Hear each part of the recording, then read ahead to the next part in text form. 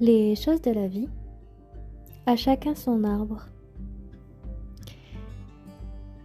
Je me rappelle quand j'étais en études d'architecture, j'ai découvert la sylvothérapie.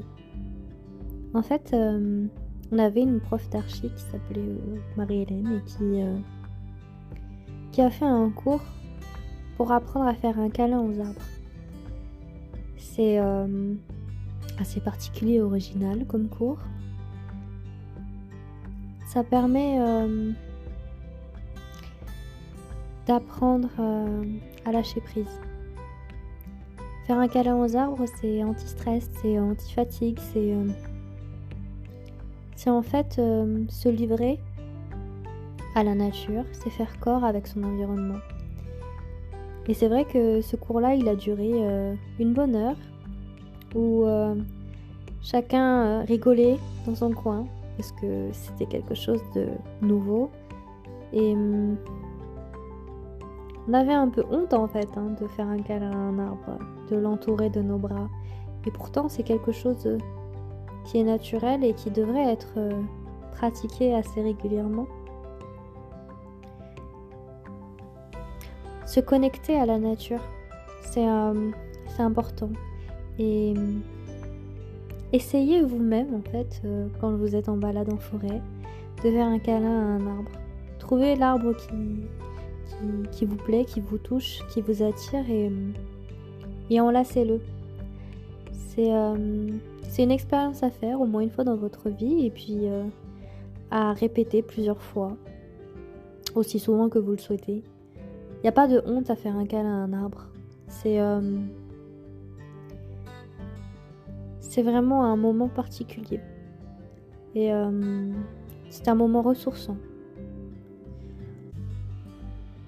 Les arbres, ça a toujours été un élément important dans ma vie. Je me souviens aussi, toujours en architecture, que mon premier projet, c'était au Puy de Crouël. Et j'en avais déjà parlé une fois, mais mon projet, en fait, j'avais choisi de le faire près d'un arbre. On a arpenté en fait le Puy de Crouël et il fallait choisir un emplacement pour le projet fictif.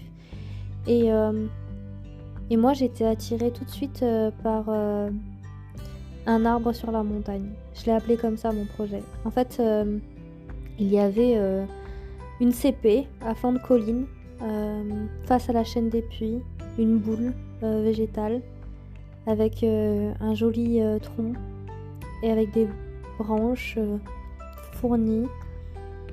Et il m'a tout de suite appelée en fait.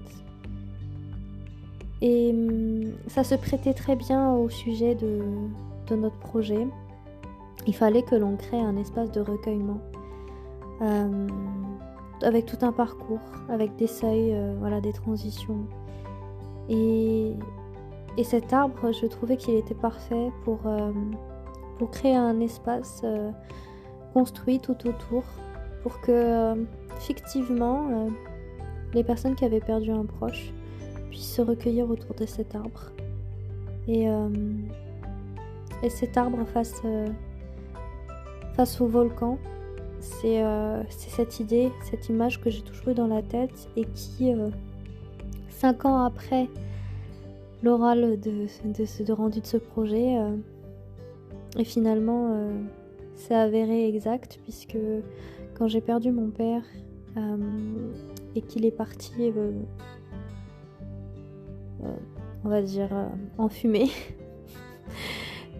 c'est littéralement ça, au Puy de Crouël, en fait ça m'a fait écho en fait, et j'aurais aimé en fait que cet espace de recueillement existe. Alors l'arbre était toujours là, l'arbre a subsisté évidemment, il n'a pas bougé, et même si le bâtiment n'était pas créé, il n'existera jamais sur ce puits-là, et bien j'ai fait ce cheminement, j'ai fait ce chemin à pied jusqu'à l'arbre. Je me suis retrouvée là-bas comme 5 ans auparavant pour me recueillir. Et cet arbre-là, à flanc de colline, est resté dans ma mémoire, il est resté gravé. c'est aussi l'idée que ça m'a renvoyé à mon enfance, au fait que quand j'ai une image dans la tête, qui est, la maison de mon enfance, où devant, le bâtiment, la seule pièce unique avec un toit, il y avait des tranchées, dans lesquelles étaient plantés les arbres à litchi. Et j'ai ce souvenir d'être perchée sur les branches de ces arbres à litchi avec mes sœurs à jouer avec elles. C'est la première relation que j'ai eue avec mes sœurs, ces relations de jeu en fait, de jouer au milieu des branches. Cet arbre qui aussi symbolise l'arbre généalogique, le fait que il y a des racines qui persistent et même si on les coupe, elles subsistent. C'est comme quand on fait une bouture finalement, c'est comme quand on prend un morceau d'une plante et qu'on la met dans l'eau pour faire pousser des racines pour ensuite la replanter ailleurs. Et bien ces racines subsistent, elles se créent d'elles-mêmes ou elles se renforcent ou elles se recréent et c'est ça qui est beau finalement dans le geste de faire des boutures. C'est de recréer la vie, c'est de recréer avec un autre environnement. C'est de continuer, c'est de poursuivre un chemin. Pendant mes études, j'ai aussi eu la représentation de l'arbre, que ce soit en dessin ou en maquette. Ça a toujours été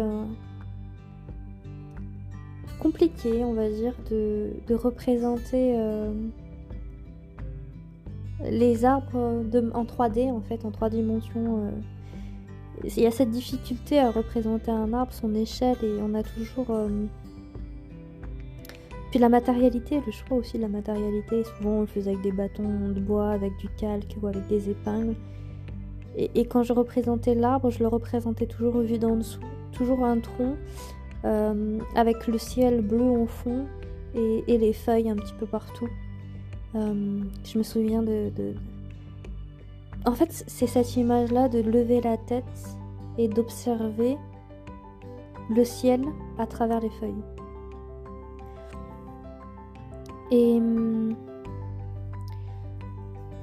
Et sinon, le fait que l'arbre, c'est quelque chose qu'on rencontre tous les jours. Tous les jours pour ceux qui ont cette chance d'avoir la vie à côté de soi. Et je me souviens avec mon ancien ami qui faisait ses sunset sunrise, le cadeau qu'il m'avait ramené, c'était un tirage photo. Et je me souviens parce que ça m'avait marqué. Il m'avait fait 2 tirages photos pour notre première rencontre. C'était la première photo, c'était une photo de l'étang de Bolmont avec les 2 petits bouts de bois. On dirait 2 amoureux qui vont pour s'embrasser ou s'accoler. Et le deuxième tirage, c'était un arbre tout rond, et il l'appelait mon arbre. Et ça, c'est quelque chose qui m'avait marqué parce qu'on a souvent cette volonté, cette envie de s'approprier en fait un arbre, de se dire c'est mon arbre, il m'a choisi, il m'a appelé. Et c'est vrai en fait, cette rencontre qu'on peut avoir avec la nature, avec cet élément en fait qui nous attire comme un aimant et qui fait qu'on a besoin de le sentir, de le revoir plusieurs fois, de se connecter avec lui, de venir le voir plusieurs fois. C'est la même chose en fait, ça me fait penser, j'ai un ami qui, sa chanson préférée c'est la chanson de Brassens, Auprès de mon arbre. Les paroles de la chanson sont vraiment touchantes, puisque c'est vrai quand il dit que je n'aurais jamais dû m'éloigner de mon arbre, parce que finalement sous un arbre on a la protection, on a l'ombre, on a le sentiment d'être en toute quiétude, paisible. Ça me fait penser voilà, à Saint-Louis le roi qui est sous son olivier. Et c'est vrai que sous un arbre, on est tout de suite plus reposé, plus apaisé. Et que ça soit sous un chêne, sous un pommier, sous un arbre, on est toujours ouvert à la nature, on a les yeux rivés sur les nuages, sur les oiseaux qui volent et puis les rayons du soleil qui touchent notre peau. Et puis finalement, un arbre pour moi c'est comme le fait de retrouver un élément singulier et comme un ami en fait, comme une personne qui suit votre route, qui est là et qui jalonne le parcours et qui, à chaque fois que vous avez besoin de lui, il est là. À chaque étape de sa vie, il y a un arbre sur lequel se poser, sur lequel s'appuyer, sur lequel s'accrocher, sur lequel dériver, sur lequel s'allonger. Un arbre sur la montagne, un arbre au-dessus de l'eau, un arbre isolé dans un champ, un arbre à flanc de falaise. Avant le départ, l'arbre c'est un mât, puis un phare, et après un voyage, il est notre ancre. Alors laisse-toi aller contre son écorce, écoute son cœur battre. Il est l'énergie, il est l'espoir de toujours avancer loin et longtemps vers sa destinée. Trouver son arbre, c'est trouver sa voie. Et je te souhaite à toi aussi de trouver ton arbre.